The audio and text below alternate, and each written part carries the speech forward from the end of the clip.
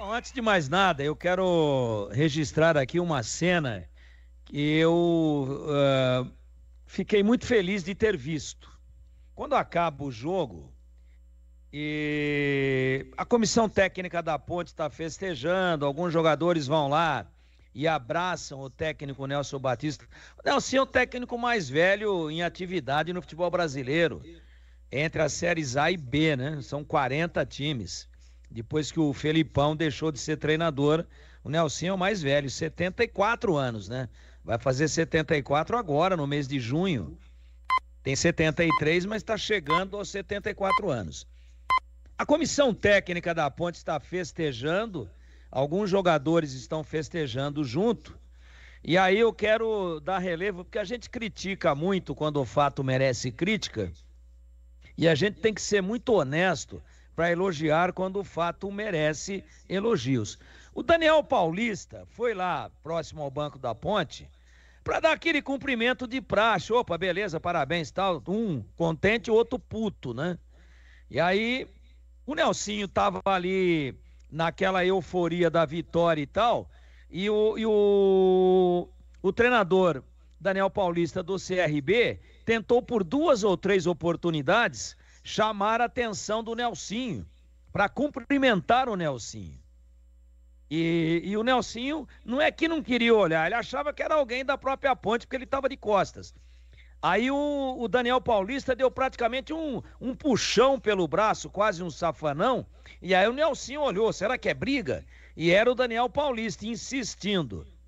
E aí ele cumprimenta efusivamente, dá um abraço no treinador da Ponte e aí se dirige para o seu vestiário. Isso eu chamo de respeito à história. Isso eu chamo de profissionalismo e de uma demonstração muito grande de bom caratismo.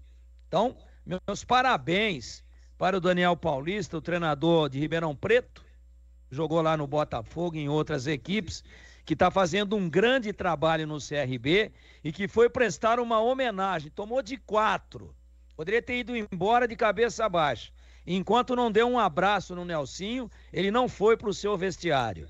Isso, para mim, dignifica o futebol e minimiza algumas coisas horríveis, lamentáveis, covardes, né? Insensíveis que a gente vê dentro do futebol.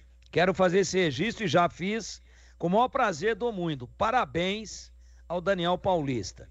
Ao jogo, primeiro tempo ruim, a Ponte não foi bem, não andou, escapou da derrota, tomou bola na trave, o Pedrão pegou um pênalti e o pênalti aconteceu e a Ponte poderia ter saído perdendo de 2-0, não jogou nada.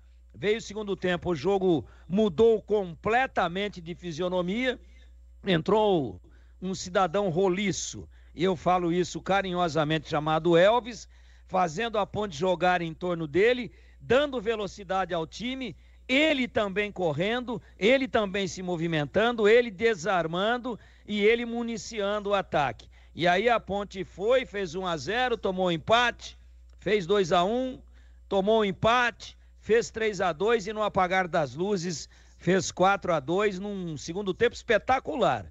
Muito bom da Ponte e muito bom do CRB também, que botou os seus titulares em campo. Falcão, Hereda, GG, Anselmo Ramon, Getúlio, todos titulares que estavam sendo poupados, porque o CRB está numa final de Copa do Nordeste espetacular contra o Fortaleza. Muito bem, a Ponte no segundo tempo mostrou para todos os céticos que o time tem que ser, enquanto ele andar, o Elvis e mais 10.